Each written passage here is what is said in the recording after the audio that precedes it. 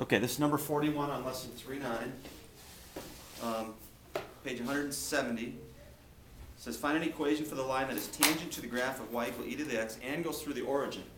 So the origin is point 0, 0 right here. So the line's got to go through this point and be tangent to this curve. So it's got to come up something like this. There's going to be a point of tangency right there. It's going to go through the point 0, 0. I've got to find the equation of that line. Okay, so equation of a tangent line, use y minus y sub 1 equals m times x minus x sub 1. Now the x1, y1 could be any point on that line.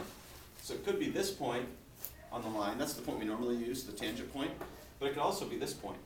So we could just put in 0 for x1 and y1. The hard part is figuring out the slope. Okay, what's the slope of that line? It's positive, I can see that, but I don't know the exact slope. So what you might think about is to do slope is rise over run. Okay, and let's say we don't know this point. Let's say that's the point a e to the a. So in other words, I'm just going to go over a units to the right, and if I plug a into my original equation, I get a y coordinate of e to the a. I'm going to do rise over run. So if I would rise this much, do the rise right here. This rise right here would be e to the a. This run right here is a. So the slope of this line would be rise over run, it'd be e to the a over a. That's rise over run. But what's another way to find the slope of a tangent line? What do we normally do for the slope of a tangent line?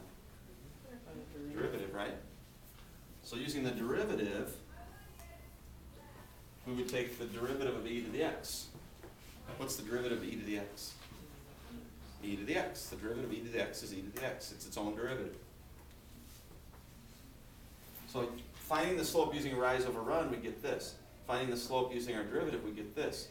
Well, it's the same line, so these two slopes would have to be equal. These two things would have to be equal because we're talking about the same line. So what's the only number, whoops. What's the only number you could put in for a that would make this, that would make these, hold on here. Oh, hold on here. Let's do the slope at, actually, the slope at this point. This would be the slope anywhere, right? This is the slope at any value of x, but the slope at a, slope at x equal a, is e to the a. If you plug a into your derivative, you get e to the a.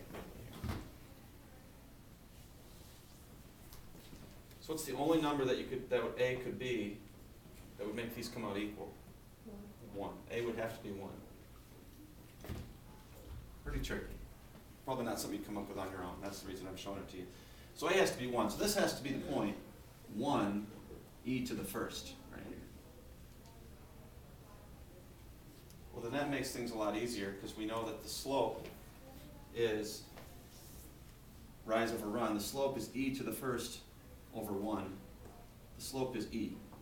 Rise of e, run of 1, or just plug 1 into our derivative, e to the 1. The slope's going to be e. So the equation is going to be y equals e to the x, e times x.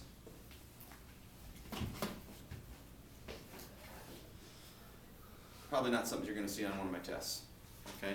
But good challenge problem to kind of try to see the big picture of how you find slope in different ways and how you might reason out a problem. Just